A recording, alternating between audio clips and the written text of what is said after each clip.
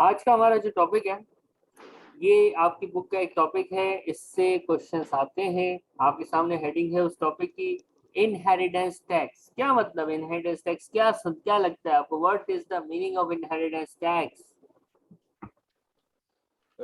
विरासत में जो मिलता है उस पे टैक्स है वो। आपको ऐसा लगता होगा कोई मर जाता है तो उसके मरने पे जो टैक्स लगता होगा उसको इनहेरिटेंस टैक्स बोलते होंगे। You are assuming like that, right? Yes sir. मौत होना जरूरी है इनहेरिटेंस टैक्स के लिए? आपको ऐसा लगता होगा। नहीं सर, मौत होना जरूरी नहीं है ना, वो ट्रांसफर हो जाए। अच्छा, ट्रांसफर हो जाए जिंदगी में भी तब भी इनहेरिटेंस टैक्स अप्लाई हो सकता है। बिल्कुल उबैद ने सही कहा है। हमारे पास इनहेरिटेंस टैक्स 3 हिस्सों में टूटा हुआ है, यानी इसके अंदर 3 टॉपिक्स हमने पढ़ने हैं। 12 पेज का हैंडआउट है।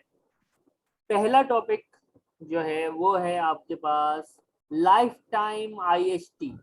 लाइफ टाइम आईएसटी, जिंदगी में आपने किसी को कोई चीज गिफ्ट करी तो आईएसटी की इम्प्लीकेशंस क्या होंगी, हम उसको देखेंगे। दूसरा है डेथ आईएसटी। जिंदगी में आपने कुछ चीजें गिफ्ट की और उस गिफ्ट के थोड़े अरसे बाद विद इन 7 ईयर्स आप मर गए, यानी जिसने गिफ्ट किया था वो मर गया, तो क्या होगा हम डेथ आईएसटी में देखेंगे। 7 ईयर्स एक क्रिटिकल चीज है जो याद रखने वाली है। और इसके बाद पढ़ेंगे तीसरा टॉपिक, सबसे आसान, डेथ स्टेट का। डेथ स्टेट क्या होती है कि आप, यानी कोई बंदा मर गया और मरने के बाद उसने कुछ एसेट्स छोड़ दिए, कुछ एसेट छोड़ के मर गया, तो उन एसेट्स को क्या करेंगे, कैसे उस पर टैक्स होगा, क्या एग्जेम्पशंस होंगी, ये हम उसके अंदर देखेंगे। अब सबसे पहले इसका एक छोटा सा एक पार्ट है, एक छोटी सी चीज है जिसको कहते हैं ट्रांसफर ऑफ वैल्यू। क्या कहते हैं? Transfer of value. बहुत आसान है, सिर्फ ये क्वेश्चन से मैं आपको ट्रांसफर ऑफ वैल्यू इंशाल्लाह पूरी सिखा दूंगा। आप ध्यान से साथ रहिएगा। मिस लिंडा, एक बार क्वेश्चन खुद से पढ़ो, शाबाश।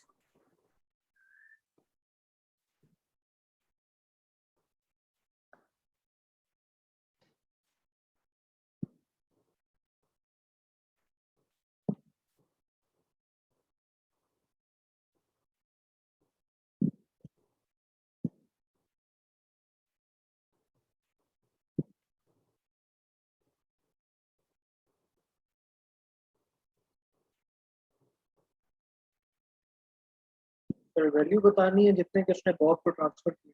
जी, अब देखो क्या करना होता है इसमें। है आसान, मैंने क्या कहा है आसान। मैं आपसे सिर्फ ये पूछूंगा, आपने क्वेश्चन रीड किया? Yes sir. Yes sir. जी, दानिश ने ना क्वेश्चन रीड किया? Yes sir. अब मैं आपसे एक चीज पूछता हूँ, ट्रांसफर से पहले इसके पास कितनी होल्डिंग थी? या मुझे मेरे सवाल का जवाब दोगे, आपको क्वेश्चन का आंसर मिल जाएगा। ट्रांसफर से पहले इसके पास कितना परसेंट होल्डिंग थी? 60%। और ट्रांसफर इसने कितने परसेंट की? 20%। तो कितने परसेंट बची? 40%। बेहतरीन। जो 60% होल्डिंग रखता है शेयर्स की, उसकी मार्केट में वैल्यू क्या चल रही है? 26 पर शेयर। 26 पर शेयर। इसके पास कितने शेयर्स हैं? 40%। नहीं, कितने नंबर ऑफ शेयर्स हैं? 6000 6000 शेयर्स है बस। इसके बाद 6000 है जो कि 60% को रिप्रेजेंट करते हैं, यानी he owes 6000 shares. He owns 6000 shares which represent 60% of the holding. यानी कंपनी का total issued share capital 10,000 shares होगा। राइट और रॉन्ग? यस सर, ठीक है। अब मुझे बताओ, जो 6000 शेयर हैं जिसकी परसेंटेज 60% होल्डिंग है, उसकी मार्केट वैल्यू जो थी वो 26 रुपए थी, 26 पर शेयर थी। तो क्या बनी टोटल मार्केट वैल्यू? कैलकुलेटर 156,000। 156,000। ये है बिफोर ट्रांसफर की वैल्यू। आफ्टर ट्रांसफर इसके पास कितने परसेंट होल्डिंग रह जाएगी? 40% रह जाएगी। कितने परसेंट रह जाएगी? कितनी रह जाएगी? 40%। 40 रह जाएगी। और जब 40 रह जाएगी तो जो वैल्यू ऑफ द शेयर होगी वो कितनी होगी? 90,000। कितनी? 15 पाउंड। 90 पर 90 शेयर थाउजेंड आ है जाएगी। जी। नहीं, आप देखो दोबारा, 60 में से 20% उसने गिफ्ट कर दिया, तो कितने परसेंट रह गया उसके बाद? 40, 40%। 40% की मार्केट वैल्यू कितनी चल रही है? सर 15 चल रही है, 15 चल 15%। रही है, तो पर 6000 60,000 है। इंटू 15, 6000 इंटू 15, क्या आंसर आया?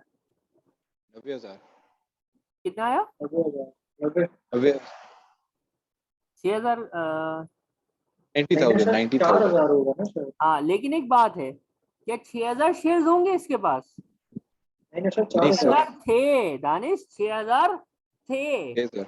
20% दे दिए, तो कितने बचे? ये भी तो सोचना है ना। Yes sir. तो सर इसके पास 4,000 बच जाएंगे। इसके बाद 4000 बचे, ये 4000 कैसे निकाला? तो 6 में से 10,000 में से 20% निकाल, वो हिसाब लगा। सही है, आप देखिए मैं कैलकुलेट कर देता हूँ, आप सही पहुंचे हैं बिल्कुल। अब सॉल्यूशन में यहाँ लिख भी देता हूँ, ठीक है। देखें, ये देखें, मैंने व्हाइट बोर्ड खोला है, ये आ गया यहाँ पे, हैंड आउट में भेज चुका हूँ, तो आपके सामने क्वेश्चन होगा। वैल्यू ऑफ स्टेट, ये क्या है? Before transfer. इसके पास 6000 शेयर्स थे, जिसकी वैल्यू जो बन रही थी 26 के हिसाब से बन रही थी। तो आप लोगों ने मुझे एक आंसर बताया था, वो कितना बताया था? 156। 156,000। अब मैं आपसे पूछता हूँ, value of state after transfer, before के बाद आएगा आफ्टर ट्रांसफर। पहले तो 15 रुपए शेयर की वैल्यू हो गई। अब ये कितने शेयर्स रह गए? इसने कंपनी की, अब देखो वर्डिंग पे ध्यान रखना, इसने क्या लिखा है क्वेश्चन में? क्वेश्चन आपके पास है, she gave a 20% holding in the company. Company की 20% इसने होल्डिंग दे दी, तो कितने शेयर्स दिए होंगे? कंपनी की टोटल होल्डिंग तो 10,000 शेयर्स की है, इश्यूड कैपिटल लो 10,000 शेयर्स है, इसमें से इसने 20% यानी 2,000 शेयर्स दे दिए, तो इसके पास कितने बच गए? 4,000 शेयर्स, जो कि कितने परसेंट को रिप्रेजेंट कर रहा है? 40% ऑफ होल्डिंग को, तो उसकी वैल्यू जो है वो 15 रुपए है। ये आ जाएगा कितना? 4145 60। तो इसके पास पहले जो था वो था 156,000 वैल्यू के स्टेट या shares in this company. Transfer इसने किए 60,000 के, यानी ट्रांसफर के बाद इसके पास जो बच रहा है वो है 60,000। तो जो ट्रांसफर हुआ वो कितना हुआ? यानी जिसको इसने ये चीज दी है उसकी वैल्यू क्या निकली? 96,000। इसको बोलते हैं ट्रांसफर ऑफ वैल्यू। इसको क्या बोलते हैं? Transfer of value. कभी कभी ये पूछ लेता है पेपर के अंदर 2 मार्क्स के एमसीक्यू में कि ट्रांसफर ऑफ वैल्यू बताइए, तो ये इस तरह से निकलेगी कि आपकी ट्रांसफर से पहले की जो होल्डिंग है उसकी मार्केट वैल्यू और आपकी ट्रांसफर के बाद जो होल्डिंग है उसकी मार्केट वैल्यू, दोनों का डिफरेंस निकाल लोगे तो पता चल जाएगा कि जो चीज आपने ट्रांसफर की है उसका वर्थ या उसकी अमाउंट क्या है। कोई मसला? वो सर क्लियर है। जी दानिश देना, ठीक है। अब यस सर, क्लियर है। स्क्रीन पे वापसी आते हैं। अब मैं कुछ टर्म्स यूज करूंगा, ये टर्म्स ऐसे याद कर लेना कि कोई नींद से उठा के पूछे ना तो आप बिल्कुल सही बता दो। ये एक इंसान है या वैसा ही है, कमजोर सा इंसान। इंसान को क्या करता है? गिफ्ट देता है नहीं देता? जी बताइए ना। ह्यूमन देता है को सर। गिफ्ट देता है, देता है सर। इसको बोलते हैं पेट। क्या बोलते हैं? पेट। यानी Pet। एक लिविंग थिंग, एक इंसान दूसरे इंसान को अगर कोई चीज दे इनहेरिटेंस टैक्स के अंदर, उसको कहते हैं PET. Potentially exempt transfer. PET means potentially exempt transfer. किसको पेट बोलोगे भाई? एक इंसान दूसरे इंसान को अगर कोई चीज गिफ्ट करे तो उसको क्या बोलेंगे? क्या बोलेंगे? पैट। कोई मसला? पेट बोलेंगे नहीं सर। अब इसका एक और सिनेरियो भी होता है। ये तो एक सिनेरियो है, पहला सिनेरियो 1, ये खत्म हो गया। अब मैं दूसरा सिनेरियो दूसरे कलर में करता हूँ, सही, ऑरेंज कलर में करता हूँ। ये दूसरा केस है, ठीक है, मिक्स नहीं कीजिएगा दोनों, दोनों अलग। एक इंसान अब एक ट्रस्ट के अंदर, इदारे के अंदर, एक ऑर्गेनाइजेशन, ट्रस्ट क्या होती है? एनजीओ टाइप की चीजें होती है ना, एनपीओ, एनजीओ। एक इंसान किसी जी सर। ट्रस्ट में कोई चीज गिफ्ट करता है तो उसको पेट बोल सकते हैं? अभी जो डेफिनेशन पढ़ी है उसके हिसाब से नहीं सर। नहीं सर, उसको बोलते हैं CLT। क्या बोलते हैं? CLT। Chargeable life time transfer. CLT, chargeable life time transfer. एक इंसान दूसरे इंसान को दे, क्या बोलोगे? पेट। एक इंसान किसी ट्रस्ट में, इदारे में कोई चीज गिफ्ट करे, उसको क्या बोलोगे? CLT। यहां तक कोई मसला है? नहीं सर। अब मैं जो बात बोल रहा हूं ना, बहुत इंपॉर्टेंट है। अभी हम स्टार्ट कर रहे हैं लाइफ टाइम इनहेरिटेंस टैक्स। कौन सा टॉपिक स्टार्ट कर रहे हैं? लाइफ टाइम इनहेरिटेंस और टैक्स। इसके लिए डेफिनेशन बहुत इंपॉर्टेंट है। जब एक इंसान दूसरे इंसान को कोई चीज देता है तो उसको क्या बोलते हो आप? क्या नाम रखते हो उसका? पेट। एक लाइन PET। अपने पास लिख लेना। जब पेट दिया जाता है ना, जब जिस दिन एक इंसान दूसरे इंसान को कोई चीज देता है, पेट बोलते हैं, उस वक्त कोई टैक्स नहीं लगता, उस वक्त इनहेरिटेंस टैक्स नहीं लगता। इसीलिए इसको पोटेंशियली एग्जेम्प्ट ट्रांसफर बोलते हैं, कि जब दिया है उस वक्त टैक्स नहीं लगेगा। आधी बात बताइए, आधी थोड़ी देर बाद बताऊंगा। जो बताया है उसमें कोई मसला है? No sir. एक इंसान अगर किसी ट्रस्ट में कोई चीज दे, उसको क्या बोलते हैं? CLT। और देते वक्त टैक्स देना पड़ेगा। और जब CLT करोगे उस वक्त टैक्स देना पड़ेगा, एग्जेम्प्ट नहीं है। बात समझ आ रही है कि अगर आपने CLT को पेट बना दिया तो काम खराब हो जाएगा। तो पहले तो ये समझना है कि पेट किसको बोलते हैं? एक इंसान दूसरे इंसान को दे, देते वक्त क्या पेट पे टैक्स होता है? सवाल है मेरा। नहीं सर नहीं होता। नहीं होता। और जब एक इंसान किसी ट्रस्ट में कोई चीज दे तो देते वक्त क्या होगा? टैक्स होगा कि नहीं होगा? होगा। होगा। बस इतना समझ लिया। अच्छा सर, टैक्स टैक्स वो बंदा देगा जो ट्रांसफर कर रहा वो देखो, आगे ना बढ़ो, जितना बताया उतना बताओ। यहाँ है। तक क्लियर है कोई सर। मसला नहीं है ना? बस बस सर आगे CLT वाली की फुल सोच। फॉर्म क्या है? हाँ, chargeable CLT। Chargeable life time transfer. Okay sir. ठीक है। ठीक। अब एक होता है स्पाउस को कुछ देना। स्पाउस किसको बोलते हैं? स्पाउस या सिविल पार्टनर को कोई गिफ्ट करना, वो एग्जेम्प्ट है, वो टोटली एग्जेम्प्ट है। ना वो पैट है ना वो CLT है, वो सिर्फ जस्ट एग्जेम्प्ट है। यानी अगर हस्बैंड वाइफ या वाइफ हस्बैंड को या सिविल पार्टनर्स आपस में कोई चीज गिफ्ट करते हैं तो वो टोटली एग्जेम्प्ट है। पॉइंट क्लियर है? जी सर क्लियर है। अजान के बाद इंशाल्लाह कंटिन्यू करते हैं, ठीक है। ओके।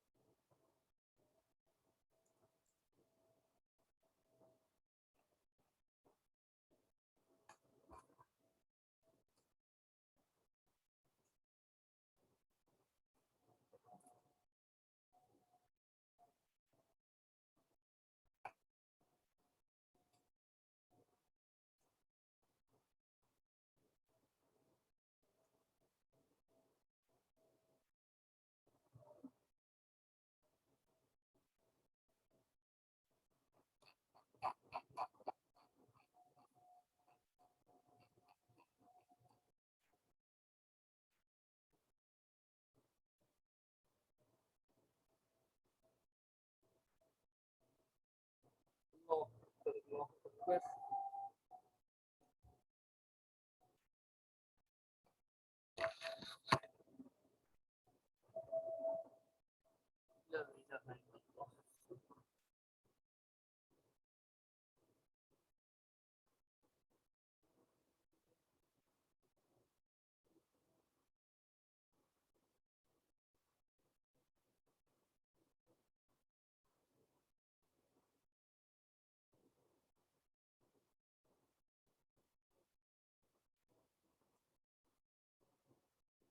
ठीक है।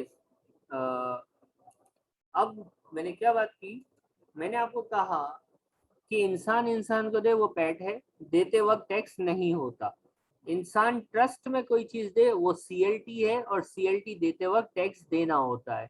और तीसरा, हस्बैंड वाइफ, वाइफ हस्बैंड या सिविल पार्टनर आपस में कुछ भी दें तो ना वो पेट है ना वो सीएलटी है, वो है एग्जेम्प्ट, टोटली एग्जेम्प्ट। उसको सिर्फ लिख देना है एग्जेम्प्ट, उसकी कोई वर्किंग नहीं होगी। पेट और सीएलटी की वर्किंग होती है। अब ये स्टार्ट करने से पहले कुछ एग्जम्पशंस हमें याद करनी है। पहली एग्जम्पशन, छोटा मोटा गिफ्ट जिसकी अमाउंट 250 पाउंड तक हो। छोटा मोटा गिफ्ट जिसकी अमाउंट 250 पाउंड तक हो, वो क्या होता है, एग्जेम्प्ट होता है। 250 पाउंड तक का गिफ्ट क्या होता है भाई, एग्जेम्प्ट होता है। लेकिन अगर 251 पाउंड यानी 250 से ज्यादा का कोई गिफ्ट दे दे तो फुल अमाउंट टैक्सेबल हो जाएगी। आप 250 का एक्सेस टैक्सेबल नहीं करोगे, full amount will be taxable. 250 तक का गिफ्ट है, किसी एक को दे रहे हो तो वो एग्जेम्प्ट है, और लेकिन अगर वो 250 से ज्यादा हो जाता है तो full amount will be taxable. दूसरा, किसी की शादी है और उस शादी में गिफ्ट दे रहे हो तो वो भी एग्जेम्प्ट है। अब पेरेंट यानी जिसकी शादी है उसको गिफ्ट मिल रहा है पेरेंट्स की तरफ से, तो पेरेंट गिफ्ट दे रहे हैं, जो देता है उसके लिए पेट या सीएलटी होता है। अब अगर पेरेंट अपने बेटे को या बेटी को डायरेक्ट अपने बच्चे को गिफ्ट देते हैं किस वक्त, शादी के टाइम, तो वो एग्जेम्प्ट है जब तक कि उसकी वैल्यू कितनी हो, 5000 तक हो। पेरेंट्स नहीं, ग्रैंड पेरेंट्स अगर गिफ्ट दे रहे हैं, अब वो बीवी के हों, शोहर के हों, हस्बैंड के ग्रैंड पेरेंट्स हों या वाइफ के ग्रैंड पेरेंट्स हों, तो ये एग्जम्पशन 5000 नहीं 2500 हो जाती है। लेकिन अब पेरेंट्स और ग्रैंड पेरेंट्स के अलावा दोस्त हैं, कजन्स हैं, कोई और अगर गिफ्ट दे रहा है तो फिर एग्जम्पशन की अमाउंट 1000 हो जाती है। ये एग्जम्पशन की अमाउंट्स आपको याद रखनी है। कोई मसला? नहीं सर। नहीं सर, क्लियर है। एनुअल एग्जम्पशन से पहले मैं लास्ट वाला पढ़ूंगा, normal expenditure out of income. ये क्या होता है, अज्यूम करते हैं उबैदुल्ला साहब की एज जो है, अपना उबैद जो है, इसकी एज है 65। कितने साल के हैं उबैद भाई आप? 65 माशाल्लाह। माशाल्लाह। और अपने ग्रैंड चिल्ड्रन को, इनका एक पोता है, एक नवासा है, यानी ग्रैंड चिल्ड्रंस हैं इनके, तो उनको लेके नीचे चले गए। बच्चे ने बोला दादा दादा टॉफी चाहिए, एक दूसरे ने बोला दादा दादा खिलौना चाहिए, तीसरे ने बोला दादा दादा ये चाहिए, चौथे ने बोला दादा दादा ये साइकिल चाहिए, पांचवे ने दादा दादा वो है ना झूले में बिठा दो, एक और ने बोला दादू ये चाहिए, तीसरे ने बोला दादू ये चाहिए। दादू मना कर दोगे? ओ सॉरी उबैद, मना कर दोगे? अरे इतने सारे बच्चे से पठान हो गए। तो भाई आपके देखें, आपके माशाल्लाह 4 बच्चे होंगे, उनके 12-15 होंगे, तो इस तरह से आबादी बढ़ती है। तो बताइए। अरे सर दे देंगे सर, गिफ्ट कर देंगे। दे देंगे, दे देंगे। इसको एक्सपेंस नहीं बोलते, इसको बोलते हैं normal expenditure out of income, यानी छोटा मोटा खर्चा। दादू के पास पैसा बहुत है, दादू ने बोला यार इसको कहाँ पढ़ा रहा है, बेटे को बोला बेटा ये अपने छोटू को कहाँ पढ़ा रहे हो? बेटे ने कहा अबू वो गली में स्कूल है, वो गली में स्कूल है वहां पढ़ा रहा हूँ। दादू ने कहा मेरा पैसा कब काम आएगा, इसको बीकेन हाउस में बिठाओ, इसको सिटी में बिठाओ। तो बेटे ने बोला अब्बा पैसा आपके पास है, आपने हमारे नाम पे थोड़ी किया है, हम थोड़ी बढ़ा सकते हैं, हमारी इनकम इतनी नहीं है। तो दादू ने बोला कोई बात नहीं, फीस मैं भरूंगा, फीस मैं भरूंगा। ये गिफ्ट है कि नहीं है? गिफ्ट है कि नहीं है? गिफ्ट तो नहीं हुआ ना। गिफ्ट है, लेकिन ये नॉर्मल खर्चा उठाना है। एक एक तरह से सोचा जाए तो ये मुफ्ता मिल रहा है औलाद को, लेकिन दूसरी तरह से सोचा जाए तो ये उनका खर्चा पूरा किया जा रहा है, उनको सपोर्ट की जा रही है। इस तरह के लिविंग एक्सपेंसेस या एजुकेशनल एक्सपेंसेस, या वो पहली एग्जांपल चीजें दिलवा देना, ये normal expenditure out of income कहलाते हैं। और ये क्या होते हैं? ये एग्जेम्प्ट होते हैं, इन पे आईएसटी अप्लाई नहीं होता। 3 एग्जेम्पशन पड़ी। स्मॉल गिफ्ट 250 तक का हो तो एग्जेम्प्ट है। मैरिज माँ बाप दे तो 5, इनके माँ बाप यानी दादा दादू नाना नानू दे तो 2500, कोई और दे तो 1000, एग्जेम्प्ट हो जाता है।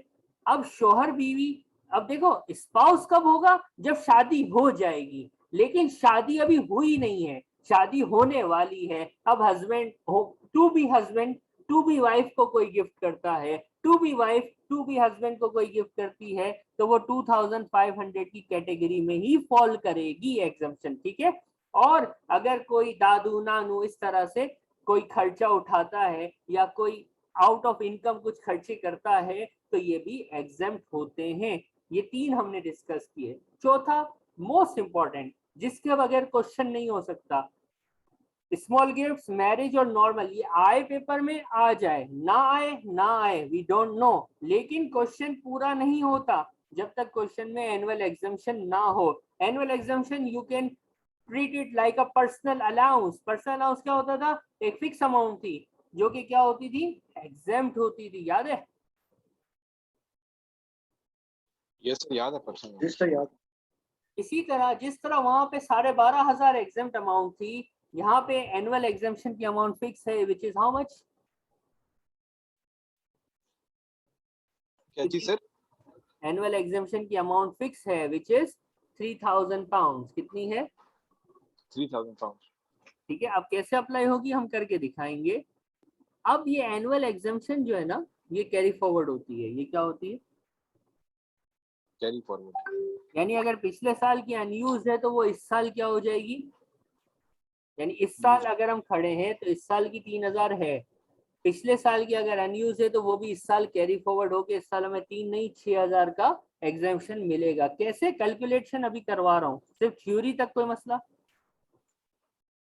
No sir. अब ये क्रोनोलॉजिकल ऑर्डर में अप्लाई होती है। किस पे अप्लाई होती है?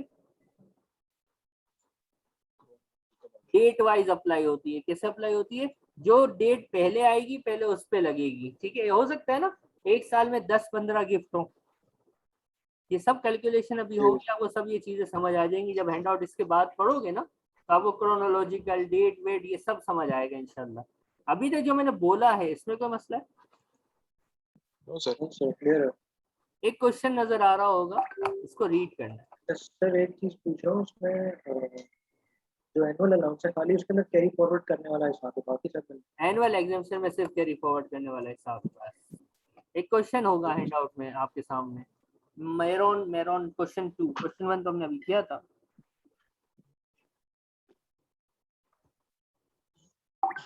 एग्जाम्पशंस के ऊपर ये क्वेश्चन, अगर हैंड आउट अपने सामने रख लेंगे एग्जाम्पशन वाला पेज भी, तो अभी याद नहीं हुई होगी तो वो बड़ा आसान हो जाएगा ये क्वेश्चन आपके लिए। क्वेश्चन पढ़ लिया? पढ़ते हैं।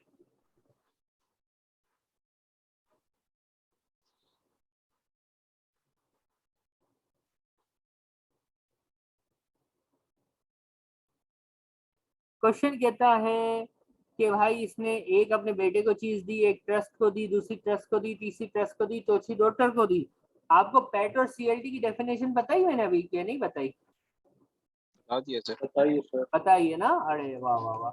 जितनी गिफ्ट उतने कॉलम, जितने गिफ्ट उतने कॉलम, सीधी बात, जितने गिफ्ट उतने column, A B C D E 5 चीजें, तो 1 2 3 4 5 कॉलम।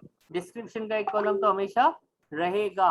एक्सेल पे करोगे इसकी प्रैक्टिस तो you will be happy. Excel पे करना इसकी प्रैक्टिस, ठीक है। और एक्सेल पे वो वाला जो आपके एसएससी की वेबसाइट पे दिया हुआ है ना, डमी, जो आपका पेपर में एक्सेल होगा उस पे इसकी प्रैक्टिस करना तो बड़ा आसान रहेगा। एक और टॉपिक पीछे गुजरा था जिसको हम कह रहे थे कि एक्सेल पे इसकी प्रैक्टिस करना, पार्टनरशिप वाला, और दानिश ने करके ही मुझे भेजा था। पहली चीज क्या है, किसको दिया है, फॉर्मेट समझना है, सही है। किसको दिया, बेटे को दिया। बेटा, बेटे को देना पेट होता है कि सीएलटी, इंसान इंसान को दे, देना इंसान पेट है, इंसान को दे तो उसको क्या बोलते हैं, पेट है। पेट बोलते हैं। और इंसान अगर ट्रस्ट में दे तो CLT। सीएलटी बोलते हैं। तो पहला वाला सीन जो है वो पेट का सीन है। yes sir। किस डेट को दिया, तो 31 अगस्त ये 2018। फॉर्मेट है, ये फॉर्मेट बना रहा हूं मैं, ठीक है। और 31 अगस्त 2018 कौन से टैक्स ईयर में आती है, टैक्स ईयर कौन सा होगा, टैक्स ईयर 6 अप्रैल से स्टार्ट होता है, 5 अप्रैल पे खत्म होता है। ये कौन से टैक्स ईयर में आती होगी, तो ये आते 17-18, दोबारा देख, नहीं सर 18-19 18-19 टैक्स ईयर में आती है, ठीक है। पहला तो हो गया। दूसरा क्या है, किसको दिया, ट्रस्ट दूसरे में में दिया। ट्रस्ट ट्रस्ट को में देते दिया। हैं तो क्या बोलते हैं उसको, सीएलटी बोलते हैं। 31 अक्टूबर को दिया। और ये कौन सा टैक्स ईयर है,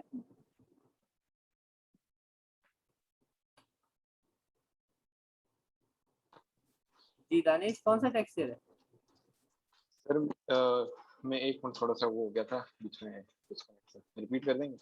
ये कौन सा टैक्स ईयर है जो 31 अक्टूबर 18 है, 18-19 tax year. 18-19 same tax year है, लेकिन कॉलम अलग बनेगा क्योंकि जितनी चीजें उतने कॉलम। फिर इसने तीसरी चीज 31 मई 19, 31 मई 19 किस में दी, ट्रस्ट में दी। ट्रस्ट को देते हैं तो उसको क्या बोलते हैं, सीएलटी। कौन सा टैक्स ईयर है ये, 31 मई 19, टैक्स ईयर कौन सा बनेगा, 1920 है। 1920 है। फिर अगेन इसने ट्रस्ट में दिया तो सीएलटी है, डेट है 30 नवंबर, कौन सा टैक्स ईयर है, तो ये 1920 आ है। जाएगा फिर बेटी को दिया, बेटी मतलब इंसान ने इंसान को दिया, तो ये पैट है कि सीएलटी है, राइट सर। पैट है। कब दिया, टैक्स ईयर सोच रहे हो जब तक मैं डेट लिख रहा हूँ, 30 अप्रैल सर, कौन सा टैक्स ईयर बनता है, 2021। दोबारा सोचो। 2021 तो 5 अप्रैल 20 से स्टार्ट होगा, हाँ 2021 सही है। ये हमने कॉलम बना दिए। अब ध्यान से देखना है, स्टार्ट होता है क्वेश्चन वैल्यू से, कितने का गिफ्ट था, इसको बोलते हैं ट्रांसफर ऑफ वैल्यू। मैं सबकी वैल्यू लिख रहा हूँ, ये वैल्यू गिवन होगी आपको ना, और नहीं दी हुई हो तो अभी हमने थोड़ी देर पहले क्वेश्चन 1 जो किया था उसमें निकालने का तरीका भी देख लिया था, कोई मसला है।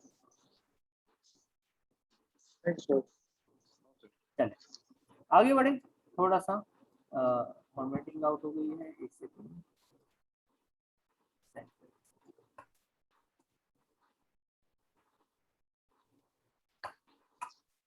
अब आप सबसे पहले देखें, यहाँ कहीं शादी वादी, कोई गिफ्ट, कोई एग्जामेशन अप्लाई हो रही है, शादी हुई है, नहीं हुई, तो मैरिज एग्जामेशन नहीं है।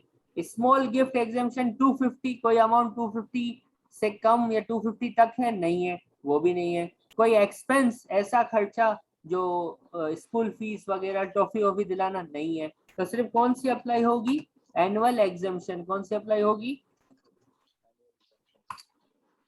एनुअल एग्जामेशन। अब ध्यान से देखना, दो सारे, मैं कौन से टैक्स ईयर पे खड़ा हूँ,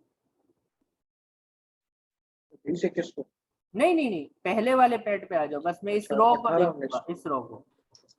18-19 18-19 एक साल की एनुअल एग्जामेशन कितनी होती है, और ये कितनी है एनुअल एग्जामेशन की अमाउंट, क्या है 3000 पर एनम। एनुअल एग्जामेशन की क्या अमाउंट है, 3000 एक साल की, ठीक है। अब आप देखो, और एनुअल एग्जामेशन क्या होती है, कैरी फॉरवर्ड भी होती है। क्या होती है, कैरी फॉरवर्ड भी होती है। मैं खड़ा हूँ 18-19 पे, तो इससे पिछला साल कौन सा होगा, 17-18। बहुत ध्यान से देखो, ये अगर चीज समझ आ गई ना, तो आगे कुछ भी आपको प्रॉब्लम इंशाल्लाह नहीं होगा। सबसे पहले देखो मैं खड़ा हूँ कहाँ पे, मेरा ये जो पैट है मैं पहले पैट पे खड़ा हूँ। आगे की चीजें भूल जाओ, आगे की चीजें भूल जाओ, अगर कंफ्यूजन है मैं इनको हटा देता हूँ, ये हटा दिया मैंने, थोड़ी देर के लिए गायब कर दिया। मैं खड़ा हूँ यहाँ पे पैट पे, पैट पहला पैट यानी इसने अपने बेटे को दिया था, 600 वैल्यू थी। एनुअल एग्जामेशन कितनी अवेलेबल है दानिश और उबैद ज़ेना, कितनी एनुअल एग्जामेशन अवेलेबल है? 3000 3000। और रूल क्या है, अगर पिछले साल कोई गिफ्ट की इंफॉर्मेशन नहीं है तो ये अज्यूम है कि पिछले साल आपने क्या किया है, पिछले साल की एनुअल एग्जामेशन अनयूज्ड है, पिछले साल की एनुअल एग्जामेशन क्या है, अनयूज्ड है, और उसको भी हम आगे कैरी फॉरवर्ड कर सकते हैं। सबसे पहले हम 18-19 लेंगे, कितनी एनुअल एग्जामेशन होती है? 3000। यहाँ गिफ्ट की वैल्यू कितनी है? 600 तो 3000, और लेकिन अगला वाला जो है वो भी सेम टैक्स ईयर का है कि नहीं है? Same tax. तो यहाँ पे भी 800, यानी 600 और 800 एनुअल एग्जामेशन अवेलेबल थी 3000 कौन से टैक्स ईयर में? 18-19 में, 18-19 में ये अवेलेबल थी। आपने कितनी यूज की? मैं कहूँ 1400 यूज कर ली। 600 प्लस 800 मैंने यूज की ना, कितनी बच गई? 1600। 1600 बच गई। जी सर। कोई मसला? हाँ नहीं सर, क्लियर। दानिश? जी सर क्लियर है। लेकिन अब 17-18 की तो मुझे जरूरत ही नहीं पड़ी, क्योंकि मेरी 18-19 की एनुअल एग्जामेशन पूरी यूज नहीं हुई, तो पिछले साल की अनयूज बस एक साल कैरी फॉरवर्ड होती है। कितने साल कैरी फॉरवर्ड होती है? एक साल। ऐसा नहीं है कि 17-18 इंफिनिटी तक, अगर इस साल नहीं तो अगले, तो अगले, तो अगले, तो अगले, ऐसा नहीं है, सिर्फ एक साल। यानी 17-18 वाली जो थी वो 18-19 तक आ सकती है, इससे आगे जा सकती नहीं है, यानी वो वेस्ट हो गई। कोई मसला? नहीं सर। अब अगले पे आते हैं, ये साल तो पूरा हो गया ना, अगला साल आएगा। वो टैक्स ईयर कौन सा है अगले वाले का? 19-20 है।